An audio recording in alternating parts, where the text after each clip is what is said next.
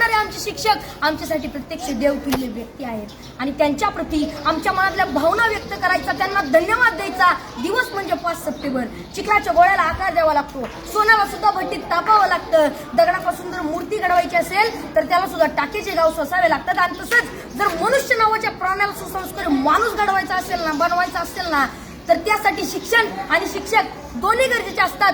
तेव्हाच सुसंस्कारी माणूस तयार होतो. जगावर राज्य करणारा इंग्लंड हा देश आहे आणि या देशाच्या सांस्कृतिक परंपरेने त्यांच्या देशातील शिक्षकांना राष्ट्रपतींइतका सन्मान आणि दर्जा दिला जातो आणि म्हणून तर ते जगावरती राज्य करतात. ज्याला क्रिकेटचा देव मानलं जातं तो मास्टर ब्लास्टर सचिन तेंडुलकर. त्याला प्रसार माध्यमांनी प्रश्न केला की तुम्हाला एवढी बक्षीस मिळाली, तेवढे पुरस्कार मिळाले, तर त्यातलं तुमच्या आवडीचं बक्षीस कोणतं? तेव्हा सचिन तेंडुलकरने सुंदर उत्तर दिलं. ते म्हणाले, मला एवढी बक्षीस मिळाली, मला एवढे पुरस्कार मिळालेत, अहो एवढंच काय, मला सर्वोच्च पुरस्कार भारत रत्न मिळालाय, पण त्यातलं माझ्या आवडीचं बक्षीस कोणतं असेल ना, तर ते म्हणजे मला माझ्या आचरेकर सरांनी दिलेली शाबासकीची थाप. ते जेव्हा म्हणतात ना शाबास सचिन, तेव्हा त्यांची ही शाबासकी मला भारत रत्नापेक्षा सुद्धा मोठी आहे. जी माणसं आपल्या जीवनात मोठी झाली त्यांनी आपल्या आयुष्यातील मोठेपणाचं यशच श्रेय आपल्या शिक्षकांना दिलंय. जगामध्ये एक सर्वात जास्त वाचलं जाणारं आणि सर्वात जास्त विक्री होणारं एक पुस्तक आहे आणि त्या पुस्तकाचं नाव आहे 7 Habits to Highly Effective People. यशस्वी लोकांच्या 7 सवयी. आणि हे पुस्तक लिहित असताना ते लेखकाने जवळजवळ 3000पेक्षा जास्त यशस्वी आणि सर्व क्षेत्रातील लोकांच्या मुलाखती घेतल्या होत्या. तर त्यामध्ये जवळजवळ प्रत्येक यशस्वी लोकांनी आपल्या यशाचं श्रेय आपल्या शिक्षकांना दिलंय. मनाच्या मोठेपणाचं सर्वात मोठं उदाहरण आपल्या शिक्षकांनी आपल्याला केलेल्या सहकार्याबद्दल कृतज्ञता व्यक्त करणे आणि मनाचा सर्वात मोठा खोटरडेपणा आहे की आपल्या शिक्षकांनी आपल्याला दिलेल्या ज्ञानाबद्दल जाण आणि कृतज्ञता नसणे. अशी माणसं फार मोठी होत नाहीत आणि पुढे जाऊन ती तोंडावर पडतात. असंच एका मनाच्या मोठेपणाचा एक मोठा प्रसंग या ठिकाणी मला सांगावा असं वाटतो.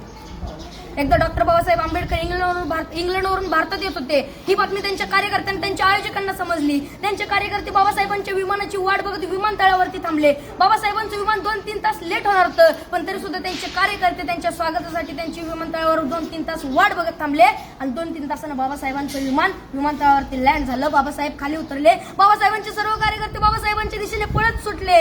ढोल ताशे वाजू लागले. बाबासाहेबांच्या घोषणांनी आकाश दुमदुमून गेलं. बाबासाहेब आप आगे बढ़ो, हम तुम्हारे बाबासाहेबांचा विजय असो अशा घोषणा देत होते. कोण बाबासाहेबांच्या पायात पडत होतं तर कोण त्यांना हार घालत होतं. बाबासाहेबांची नजर समोर गेली तर समोर बसलेला एक म्हातारा माणूस मात्र बाबासाहेबांचा हा कौतुक सोहळा अतिशय प्रेमाने पाहत होता. बाबासाहेबांनी गर्दी बाजूला सारली आणि तडकन त्या म्हाताऱ्या माणसाकडे गेले आणि आपलं डोकं त्या म्हाताऱ्या माणसाच्या पायावर ठेवलं. त्या क्षणी सर्व लोक आश्चर्यचकित झाले.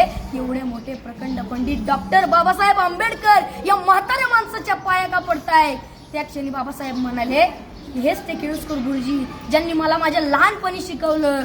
गुरुजींना लहानपणीचा भीमराव आठवायला लागला. मळलेली कपडे, फाटलेली दप्तर, फुटलेली पाटी आणि एवढं ते पोर वर्गाच्या बाहेर बसून वर्गात शिक्षकांनी शिकवलेला शिक्षणाचा एक कण एखाद्या चातक पक्षाप्रमाणे वेचत होतं. वर्गाच्या बाहेर बसून शिकला होता. त्याच्याकडे पाहून ब्राह्मण मास्तर हसला होता कारण त्याला माझ्या भीमामध्ये उद्याचा ज्ञान सूर्य दिसला होता. डॉक्टर बाबासाहेब आंबेडकरांना केळुसकर गुरुजींना प्रचंड प्रेम आणि श्रद्धा होती.